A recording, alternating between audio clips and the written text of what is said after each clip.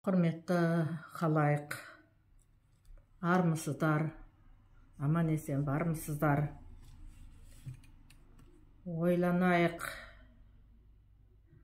ән сөзіне мән беріп, ойланайық тақырыбы бойынша балалармен пікір бөлісуді жалғастырайық.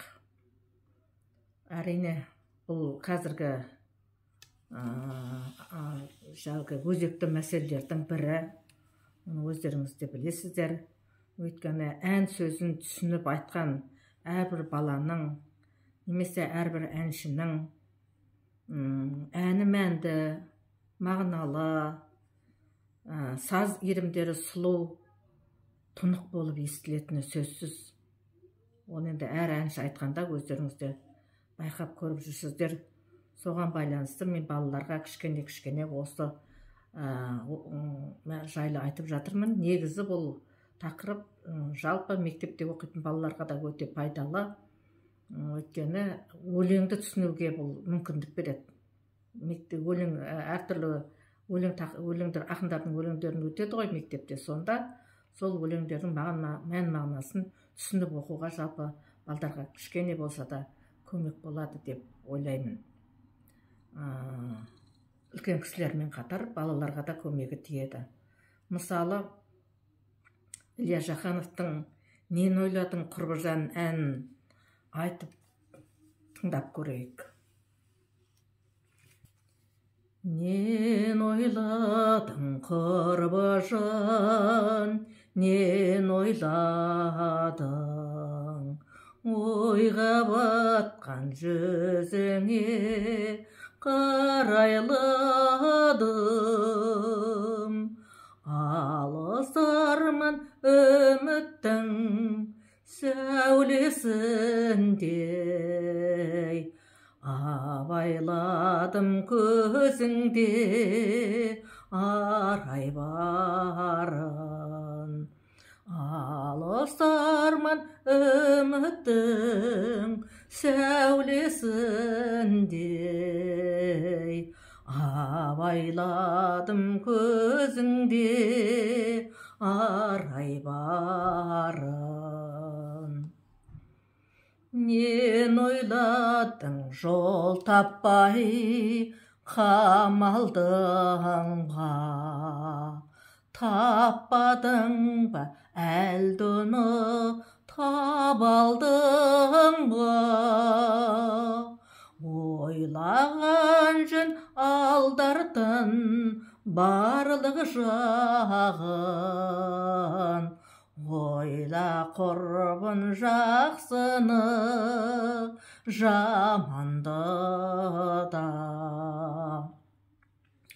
Ойлаған жөн алдардың барлық жағын,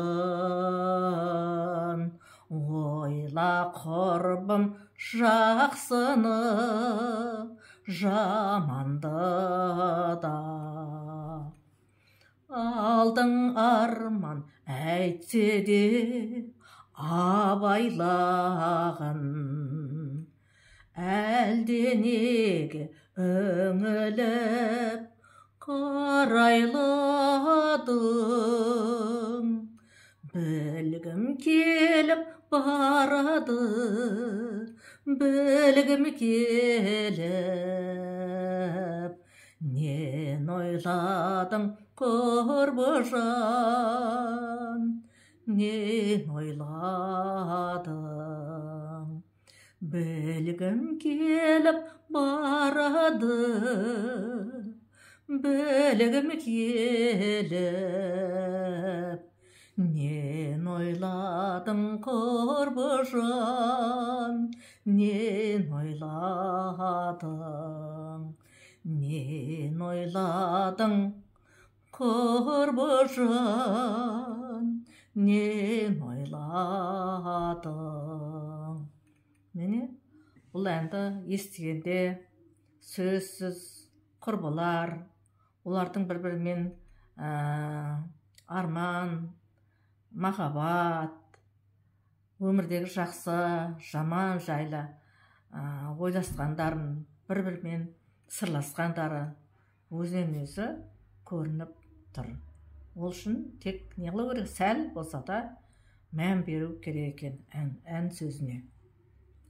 Немесе мынау әнін көрейік. Енді балаларға да бәріне де түсінікті болсын.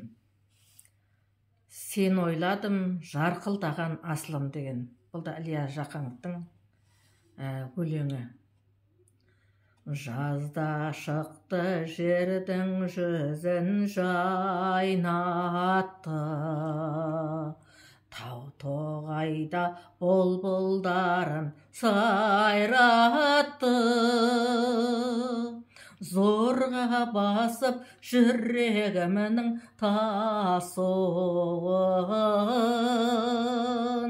Сен ойладым келеді деп асылым. Зорға басып жүрегімнің тасуын. Сен ойладым келеді деп асылым. Дегенде бұл өлеңде әрбір шумақтарында арғай айта берсек, махаббаттың құдіретін, түрлі көңіл күйді, табиғат суреттеріне балап көрсетіп тұр. Сондай-ақ махаббат сезімінің бұлқыныстарын, найзағайдың жасынына, махаббаттың рахат сезімдерін табиғаттың сұлулығына теңесе, махаббаттың шарықтау кезеңін шалқыған судың тасуындай, жүректің тасуындай етіп, сонымен салыстырып көрсетіп тұр. Зорға басып жүрегімнің тасуын, сен ойладым келеді деп асылым. Ал жоғарғы жағында табиғат туралы жазда шықты, жердің жүзін жайнатты, тау-тоғайда бұлбұлдарын сайратты. Жаңа ғана айтып өттік, табиғат пен махаббаттың көріністерін, екеуінің де нәзіктігін, сұлулығын бір-бірімен байланыстырып көрсетіп тұр екен. Немесе мына жерде еске алсам көктөбені, жаныма от береді, алғашқы махаббатқа куәгер көктерегі. Сағындым ақ қуынды, сағындым ақ гүлімді, алматым сыйладың сен аяулы шаттығымды деп ақын махаббат сезімдеріне табиғат денелерін куәгер етіп, сағыныштың еске алады. Бір кездергі өткен, болған сағыныштарын табиғаттың денелерінің куәсі арқылы көз алдыңызға келтіреді. Мысалы, еске алсам көктөбені, жаныма от береді, алғашқы махаббатқа куәгер көктерегі. Сағындым ақ қуынды, сағындым ақ гүлімді, алмадым сыйладың сен аяулы шаттығымды.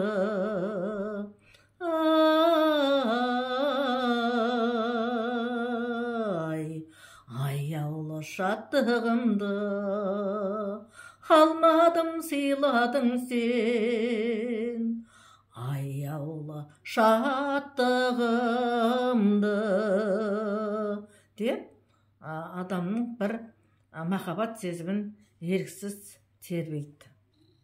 Немесе мынау әнді айтсақ: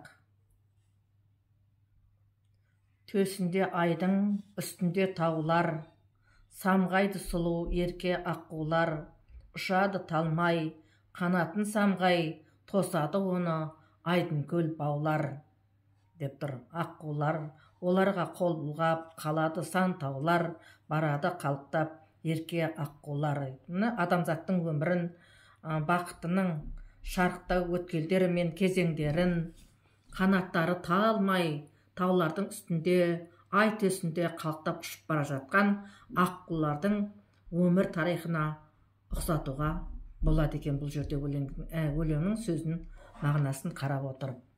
Мысалы былай: төсінде айдың, үстінде таулар, самғайды сұлу ерке аққулар. Ұшады талмай қанатын самағай, тосады оны айдын көл бауалар. Аққулар аңсаған шуақты, жүрсің ғой жанымда бақытым сияқты. Оларға қол бұлғап қалады сан таулар, барады қалықтап ерке аққулар. Оларға қол бұлғап қалады сан таулар, барады қалықтап ерке аққулар. Деп адамның сезіміне түсінікті қылып айтқан соң үлкен әсер етеді. Міне осылай әндердің барлығын талдап, сөзін талғап, не мағына беріп тұр, соны балалар өздеріңіз қарап, үйреніп, сол сезімді, өздеріңіздегі сезімді дамытуға болады. Егер баланың сезімі жақсы дамыса, ол келешек барлық нәрсені жақсы түсіне білуіне әсер етеді. Жақсы, бүгінше қош сау аман болыңыздар. Келесі тағы да осындай хабарда ары қарай жалғастырып, өте қызықты, терең, арасында балаларға арналған әндерді де қосып айтатын боламыз. Жақсы аман сау болыңыздар.